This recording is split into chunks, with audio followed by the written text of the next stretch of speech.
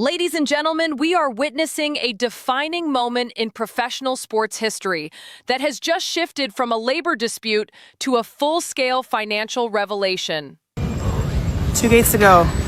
This is what digging deep looks like.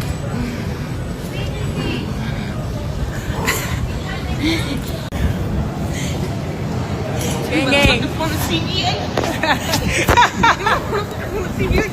We're going to the meeting. You don't understand?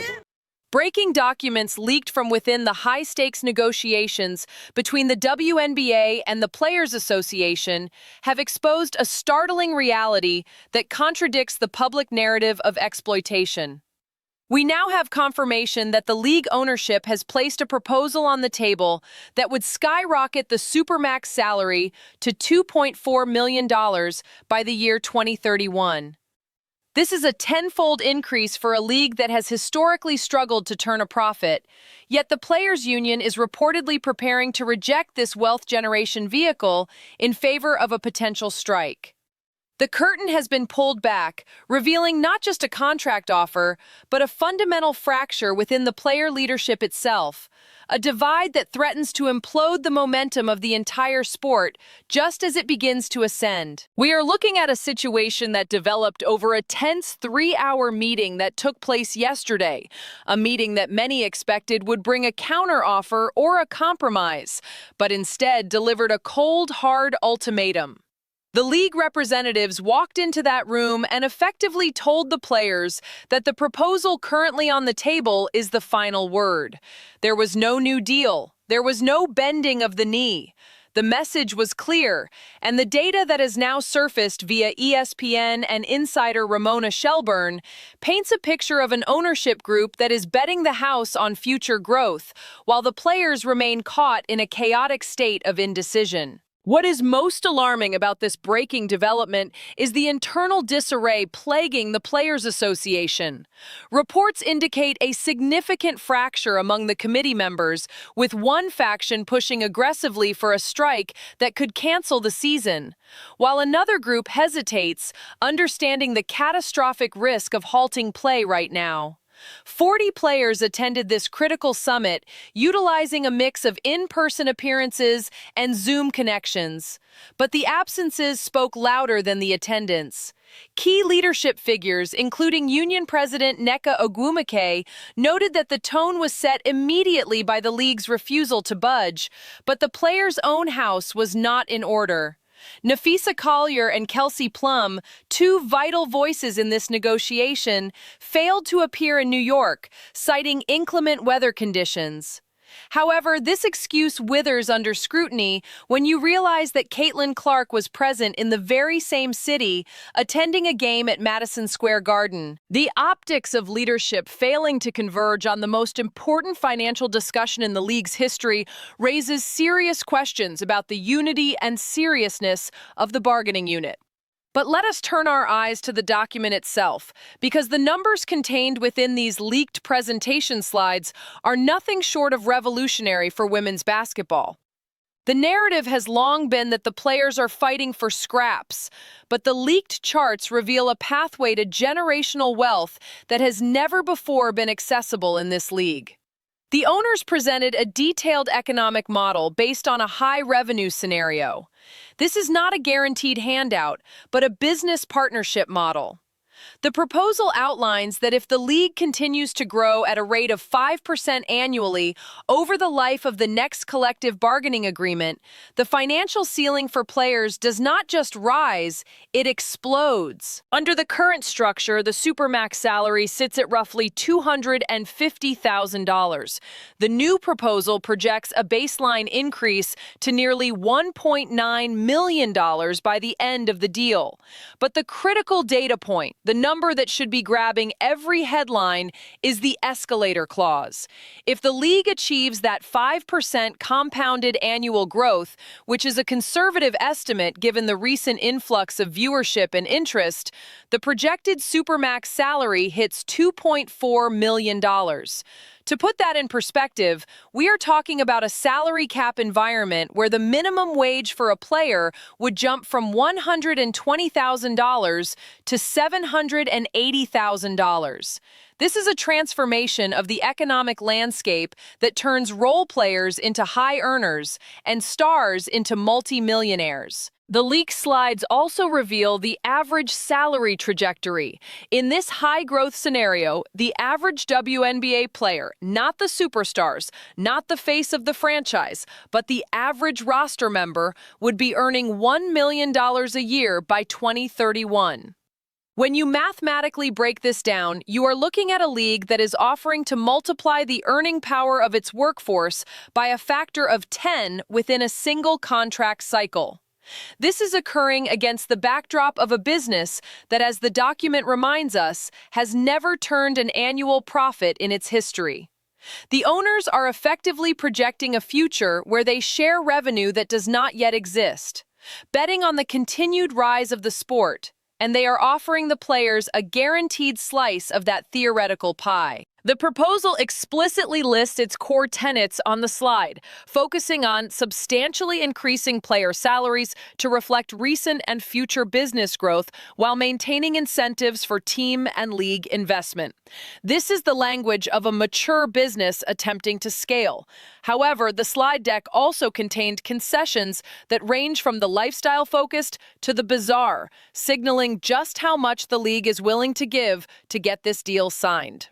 Among the leaked points was item number 33, the total elimination of marijuana testing. The league is effectively removing all barriers regarding recreational use, acknowledging the modern landscape, and removing a friction point for players. Furthermore, item 37 offers a free WNBA League Pass for all players. While this may seem trivial or even humorous to some observers, coupled with complimentary All-Star tickets, it paints a picture of a league trying to throw every possible perk into the pot to sweeten the pot. These lifestyle concessions, specifically the removal of cannabis testing and the inclusion of complimentary access and tickets, are designed to show good faith. They are the cherries on top of a multi-million-dollar sundae. Yet despite these massive financial leaps and these lifestyle adjustments, the players are turning it down. The union is reportedly unimpressed, standing firm on demands that go even beyond a tenfold salary increase. This intransigence is where the danger lies for the WNBA. By rejecting a deal that offers a path to a $2.4 million salary, the players risk alienating the very fan base they are counting on for support. The public perception shifts dramatically when the numbers are this high. It is one thing to strike when you are making poverty wages. It is another entirely to strike when you have been offered a path to becoming a millionaire. The strategy from the league is transparent. They are trying to lock in the players for a longer term to ensure that the last 2 years of explosive growth were not statistical outliers. They need stability to secure broadcast rights and sponsorship deals that will fund these very salaries. By refusing to sign, the players are gambling that they can squeeze even more out of a stone that is already bleeding money. The owner's logic is displayed in black and white on those PowerPoint slides. They are building a scenario where business health and profitability coexist with massive player raises. The players' rejection suggests they do not believe the owner's math, or perhaps they believe they possess leverage that simply does not exist. We must also analyze the timeline and the structure of this deal. The proposal appears to span roughly 5 to 6 years, taking the league through the 2031 season. This duration is critical. It allows the league to stabilize its finances while the players ride the wave of the Caitlin Clark effect and the general surge in women's sports popularity. The escalator clause requiring 5% growth is a safeguard for the owners, but it is also a challenge to the players. It aligns the incentives. If the players perform and the fans watch, the revenue grows and the checks get bigger. It is a partnership model rather than an adversarial one. By rejecting it, the union is effectively saying they want the guaranteed money without the shared risk of the business performance. The fracture within the union cannot be overstated. You have a divide between the haves and the have-nots, between those who can afford to miss a season and those who need the paycheck. The fact that 40 players showed up, but key voices were missing, suggests that the union is not speaking with one voice. The willingness of some to strike while others hesitate is a weakness that the owners will undoubtedly exploit. If the players strike and the season is lost, the momentum that has been built over the last 2 seasons could evaporate. The fans who have just started tuning in may not wait around for a labor dispute to be resolved. The WNBA is at a tipping point, and the players are holding a lit match near a pool of gasoline. The humor found in the free league pass clause quickly fades when you realize it sits next to a chart promising $1 million average salary. It highlights the disconnect between the pettiness of some negotiation points and the gravity of the financial package. The league is saying, we will give you the small things, and we will give you the massive things. Just let us keep the business running. The players' response has been silence and rejection. This standoff creates a precarious future. If the owners decide to lock out the players, or if the players decide to walk out, the projected 25% total growth over 5 years becomes a fantasy. You cannot grow a business by 5% a year if the doors are closed and the lights are off. Ramona Shelburne's leak of these documents has fundamentally changed the public understanding of this negotiation. Up until now, the details were vague, allowing both sides to spin the story. But numbers do not lie. Charts do not have an agenda. The projection of a $2.4 million salary is a hard fact of the proposal. The elimination of drug testing is a hard fact. The refusal of the players to accept this suggests a disconnect from economic reality that could prove fatal to the league's progress. The players are betting that public sentiment will override the math, but when the public sees that a non-profitable league is offering millionaire status, the sympathy may run dry. This situation is evolving rapidly. The fracture in the player committee, the steadfastness of the owners, and the sheer scale of the money on the table create a volatile mixture. We are no longer talking about a simple labor dispute. We are talking about the potential derailment of the fastest-growing sports league in North America.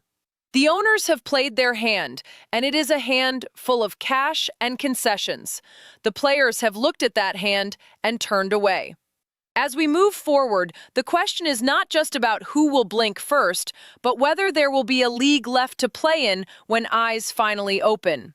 The data is out, the offer is known, and the clock is ticking toward a decision that will define the future of women's basketball for decades to come. We are observing a high-stakes game of poker where the chips are the careers of the best female athletes in the world.